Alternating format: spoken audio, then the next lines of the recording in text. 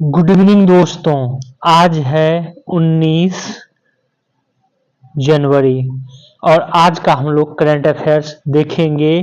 दैनिक जागरण और अमर उजाला के अंतर्गत।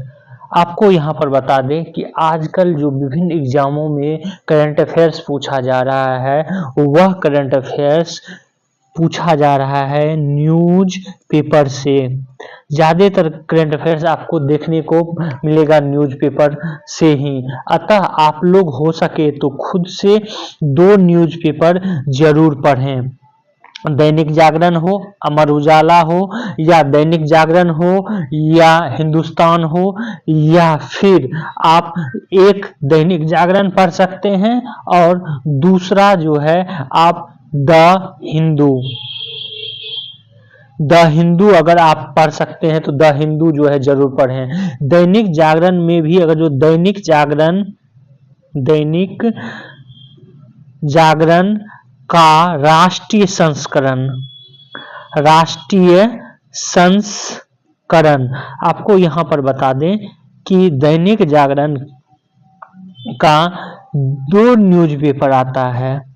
एक न्यूज़पेपर जो कि आम रहता है और उसमें आपको मिलेगा एडवर्टाइजमेंट, एड जो है बहुत सारे रहेंगे। लेकिन जब आप दैनिक जागरण पेपर का राष्ट्रीय संस्करण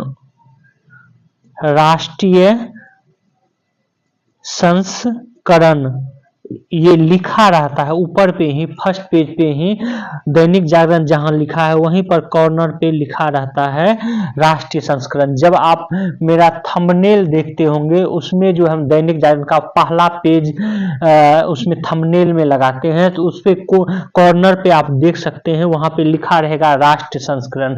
और दैनिक जागरण के राष्ट्रीय संस्करण में आपको एक भी एडवर्टाइजमेंट नहीं मिलेगा, उसमें जो है किसी तरह का प्रचार नहीं दिया रहता है। तो अगर राष्ट्रीय संस्करण हो तो उसको पढ़ें, नहीं तो अगर आप डेली जो देखते हैं आप अपने यहाँ जो कि एडवर्टाइजमेंट भी जिसमें रहता है तो उसको पढ़ सकते हैं। उसके बाद दूसरा द हिंदू अगर पढ़ सकते हैं तो द हिंदू पढ़ें, यह बहुत ही इम्पोर्टेंट है।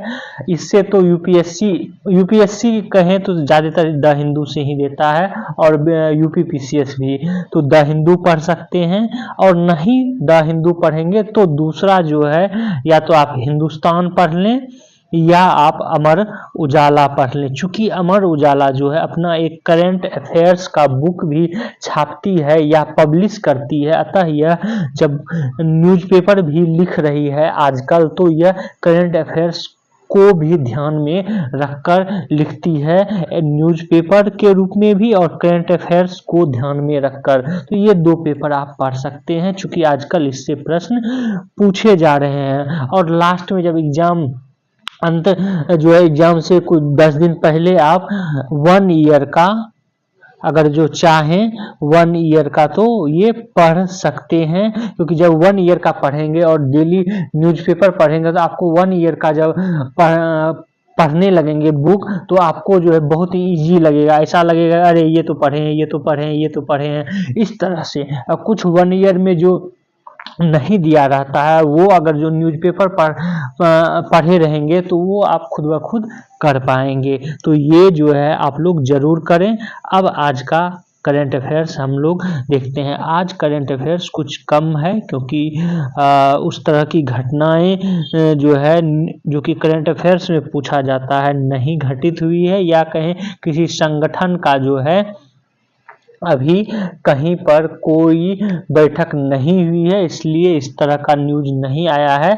तो जो भी है करंट अफेयर्स उसको हम आपको बता दें, लेकिन आज कुछ डिटेल्स में आपको बता देंगे करंट अफेयर्स। तो आप हमारे इस वीडियो को अपने दोस्तों के साथ शेयर कर दीजिएगा जिससे कि उनको भी लाभ पहुंचे। तो चलिए देखते हैं पहला करंट अफेयर्स। आज का पहला करंट अफेयर्स है मंगलुरु में अंतर्राष्ट्रीय पतंग महोत्सव का आयोजन किया गया और इस पतंग उत्सव महोत्सव में जो है मुख्य रूप से पहले ये बता दें कि आपको मंगलुरु है कहाँ, तो ये कर्नाटक में है मंगलुरु, और यहाँ पर 2 दिवसीय अंतर्राष्ट्रीय पतंग महोत्सव शनिवार को आयोजित किया गया, जिसमें कि लोगों ने भाग लिया। जबकि अगर आप देखेंगे सिर्फ पतंग उत्सव, यह किस राज्य का जो है महोत्सव है, तो यह मुख्य रूप से गुजरात का महोत्सव है। ये आप लोग ध्यान में रखेंगे, ये इससे संबंधित प्रश्न पूछा गया है, क्योंकि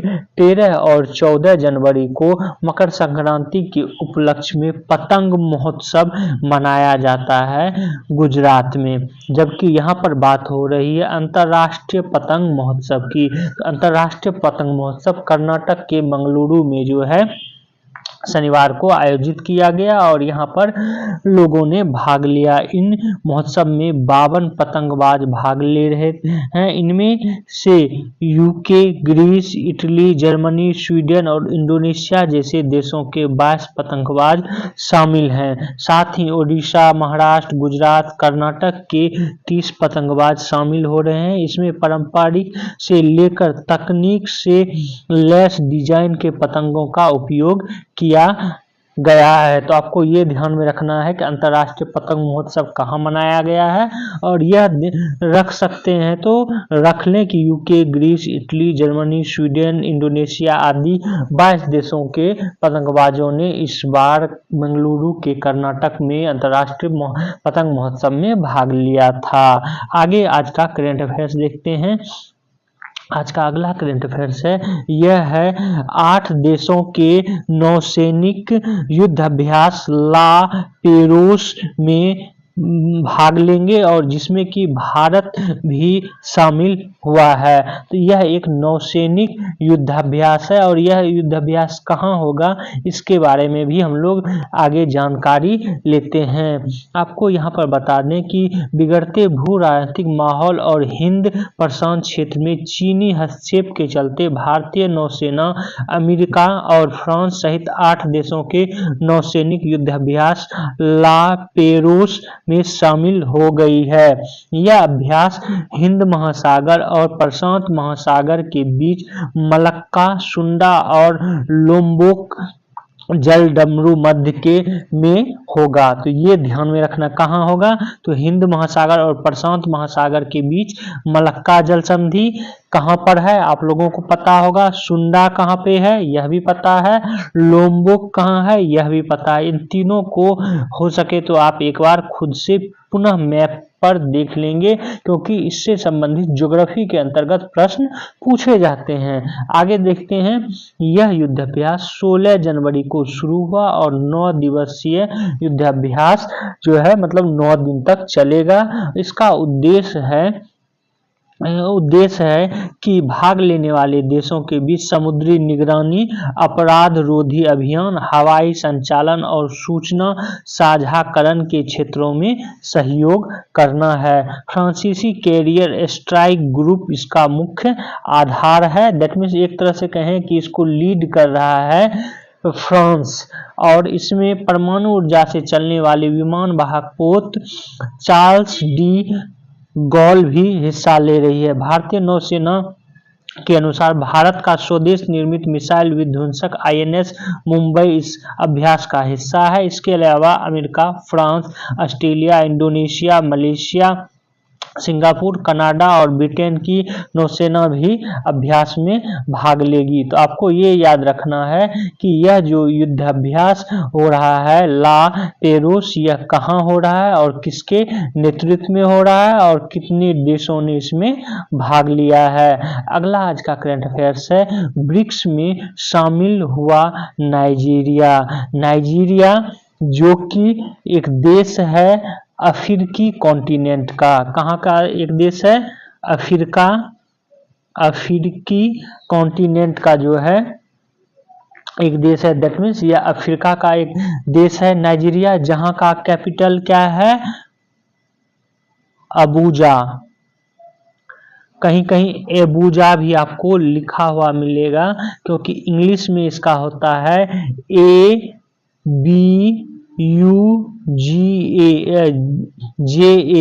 तो एबूजा भी कहीं कहीं अबूजा, ज्यादातर हिंदी में आपको अबूजा लिखा हुआ मिलेगा, यहाँ पर भी आप देख सकते हैं। तो ये नाइजीरिया की कैपिटल है और नाइजीरिया जो है ब्रिक्स में शामिल कर लिया गया है। अब जो है आप देखेंगे टोटल 10 देश जो है ब्रिक्स में अस्थायी रूप से हो गया है, जबकि आप देखेंगे कुछ ऐसे देश हैं जैसे कि आप अर्जेंटीना शुरू में जो है प्रारंभ में बोला था कि हम ब्रिक्स का सदस्य बनेंगे, पुनः ये ब्रिक्स से बाहर हो गया था। तो नाइजीरिया अभी सदस्य बन गया है। यह घोषणा विकासशील देशों के समूहों के मौजूदा अध्यक्ष ब्राजील ने की है। ब्राजील सरकार ने शुक्रवार को एक बयान में कहा कि दुनिया की छठी सबसे बड़ी और अफ्रीका की सबसे बड़ी आबादी के साथ महाद्वीप की प्रमुख अर्थव्यवस्था में शुमार नाइजीरिया ब्रिक्स के अन्य सदस्यों के साथ जो है समान हित को साझा करता है। तो यह है नाइजीरिया। और नाइजीरिया के आसपास की कंट्री की बात करें तो ऊपर आप देखेंगे नाइजीरिया और नाइजीरिया मान लीजिए ये नाइजीरिया है और नाइजीरिया के जो है उत्तर में नाइजर है, उसके बाद जो है कैमरून है, इसके दक्षिण में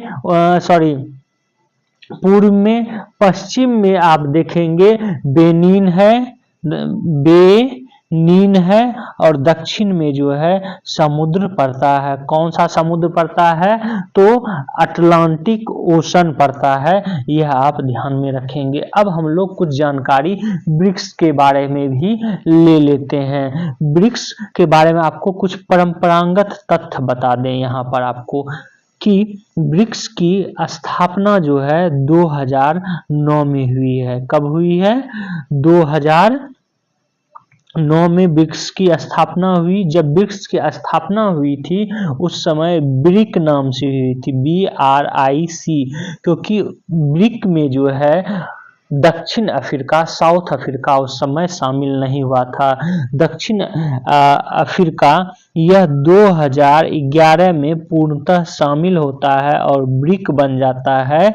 ब्रिक्स S इसमें लग जाता है, दैट मीन्स ब्राजील, रूस, इंडिया, चाइना और साउथ अफ्रीका, इस तरह यह ब्रिक्स बन जाता है। और प्रथम ब्रिक्स का सम्मेलन 2009 में जो है ये रूस में होता है। और रूस के किस शहर में होता है? ये होता है येकेटरिनबर्ग में होता है। जबकि 2024 में ब्रिक्स सम्मेलन कहाँ हुआ था? कजान में हुआ था। ये भी आप लोग ध्यान में रखेंगे। यह कजान जो है रूस का एक शहर है। अब जो है ये भी बता दें कि ब्रिक्स का जो है कोई अस्थाई मुख्यालय नहीं है, क्योंकि यह प्रत्येक साल चेंज होते रहता है। लेकिन ब्रिक्स ने एक बैंक बनाया है और वह ब्रिक्स बैंक के नाम से जाना जाता है और इसका जो है मुख्यालय शंघाई है। यह आप लोग ध्यान में रखेंगे, शंघाई है। अब इसका जो है उद्देश्य क्या है यह भी जान लें। पहले तो ये जान लें कि शंघाई ब्रिक्स बैंक का ये है, तो ये ब्रिक्स बैंक 2015 में संगठित किया गया था या बनाया गया था, यह भी ध्यान में रखना है। और यह BRICS bank new develop bank के रूप में बनाया गया था। किस नाम से? न्यू डेवलपमेंट बैंक के रूप में बनाया गया था। और हाल में आप लोगों ने सुना होगा कि ब्रिक्स करेंसी की भी बात हो रही है। अब ब्रिक्स करेंसी कब तक जो है धरातल पर उतरेगा यह देखने की बात है। और यहाँ पर आपको बता दें वर्तमान में जो 10 देश हैं उनका भी नाम याद रख लेंगे। ब्रिक्स जैसा कि अभी बताए, ब्रिक्स में कौन सा है? ब्राजील है, उसके बाद रूस है, रूस के बाद इंडिया है, उसके बाद चीन है, चाइना है, दक्षिण अफ्रीका है जो कि प्रारंभ से ही है। उसके बाद आप देखेंगे जो कि 2023 में कुछ देश जो है इसका सदस्य बना, वह है मिस्र है, इथोपिया है और इथोपिया के बाद आप देखेंगे ईरान है, ईरान के बाद देखेंगे सऊदी अरब है और संयुक्त अरब अमीरात, दैट मीन्स कि संयुक्त अरब अमीरात, दैट मीन्स यूएई है। और अभी जो है लास्ट कौन सा बना है, नाइजीरिया बना है। तो यह सब आप देखेंगे। अब यह भी लास्ट में जान लें कि इसका जो है उद्देश्य क्या है ब्रिक्स का। तो ब्रिक्स का उद्देश्य है आर्थिक विकास, आर्थिक विकास, शांति, सुरक्षा को बढ़ावा देना। ये ध्यान में रखेंगे कि इसका उद्देश्य सैन्य उद्देश्य नहीं है। जैसे आप नाटो का नाम सुने होंगे, नाटो का उद्देश्य सैन्य उद्देश्य है, तो इसका सैन्य उद्देश्य नहीं है। तो इन सब तथ्य को जो है आपको ध्यान में रखना है। आगे देखते हैं आज का अगला करंट अफेयर्स। आज का अगला करंट अफेयर्स है, यह संबंधित है कर्नाटक ने 5वीं बार जीता विजय हजारे ट्रॉफी। तो आपको सबसे पहले यहाँ पर ये याद रखना है कि विजय हजारे ट्रॉफी संबंधित किससे है। तो विजय हजारे ट्रॉफी क्रिकेट से संबंधित है। इस तरह का प्रश्न आपको एसएससी में पूछा जाता है। अगर आप एसएससी का क्वेश्चन बैंक बनाए होंगे तो आपको पता होगा कि इस तरह का प्रश्न, और एसएससी के सिलेबस में भी अलग से है, खेलकूद अलग से चैप्टर है। तो विजय हजारे ट्रॉफी यह खेल से संबंधित है और कर्नाटक ने 5वीं बार इसको जीत लिया है। और किसको हराकर, विदर्भ को हराकर। यह भी आपको याद रखना है। आज का अगला करंट अफेयर्स आज का करंट अफेयर्स इतना ही था। तो आप लोग हमारे इस वीडियो को जितना हो सके शेयर करें, सब्सक्राइब करें और बेल आइकन को जरूर दबा लें। Thank you for watching this video.